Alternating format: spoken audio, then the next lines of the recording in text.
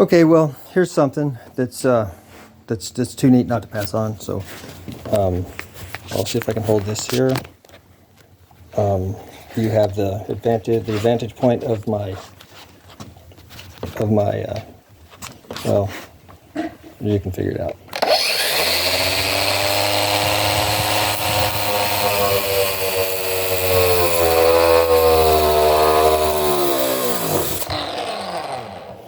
Obviously, with two hands, I could do better. So let me do that.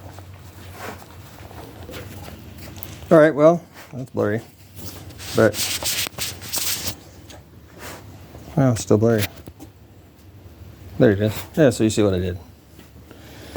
Cut me a little 18 by 4 out of that, and put it over here.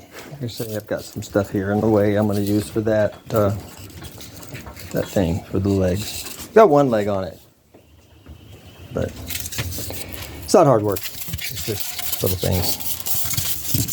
So that goes here, and I'll do that. All right, that's tight fit right there.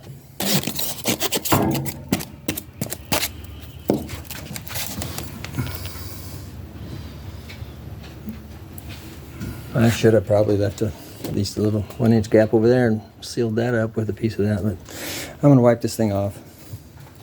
I'm going to wash these windows. I'm going to finish this trim. It had trim covering all the cracks because these windows were replaced with these smaller ones. And more important than covering it up with big wide trim, I believe it's important to caulk it. Learned that from my sons. So I'm going to clean that up and trim it out with this stuff, and it'll be easier to caulk that crack. Both sides of those, but probably just this side. Maybe put a trim piece on it after I caulk this, but no sense of putting a trim piece on and having these gaps here. So it is covered, so it's not that important, but yeah, it's covered. It's easy work.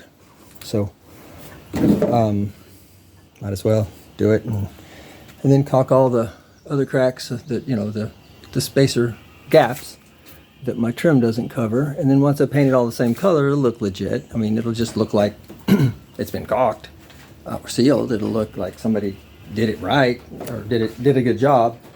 Anyway, not necessarily right. You can see there's nothing done right because there's no power in this wall. There's no outlet in this wall, so there's a circuit that's shorted, and then so that's this wall. I'm pretty sure. Every time I turn it on, it blows, and then so we got a cable coming from back in the back over to here with an outlet on it, and then extension cords run from there. Heaters are plugged directly in to heavy duty cords or directly, and then from there I've got power strips just to do lights until lights don't take up nothing, and then this comes off of another wall outlet from the other room. I think comes, I'm not sure now, but anyway, so when I do run that, it takes a lot of, it's easy to over amp the circuit. So I want to get that out of here. I want to put it out in that garage that I'm gonna reskin after I roof it, which is kind of my next chore besides just maintaining the mowing. The reason I say that is because it's not working in the ticks, and if I do that, I will have a place for all the woodworking stuff, and then I'll have, it'll be nice. I'll also have all my automotive stuff in there, and then I'll be able to maintain stuff better, and which will help me get other things done, which will make more space so I can start moving everything out of there. Really, I don't want to keep it as either one of those, a woodworking shop or a automotive workshop, because it would make a good garage. That's what it is. And so we've got a big barn up here, big red barn that's got trees looming over it that I want to cut down get out of the way. And there's a bunch of old cars under those trees too. We get that building out of here. Anyway, and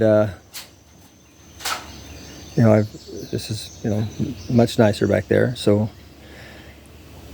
I can walk up and down through there and do automotive stuff, because that's where all the cars are parked except for a few.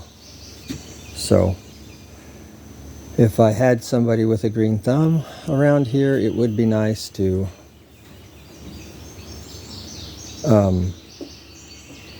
fill these plants up, planter things up. Yeah, I guess it's not too late, but we've got so much good soil and plant-friendly conditions here. It's like there's so much foliage and moisture that it can always be a little tropical feeling. Anyway.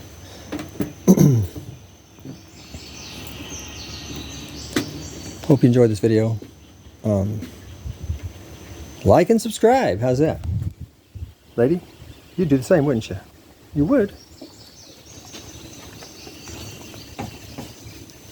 Love you guys.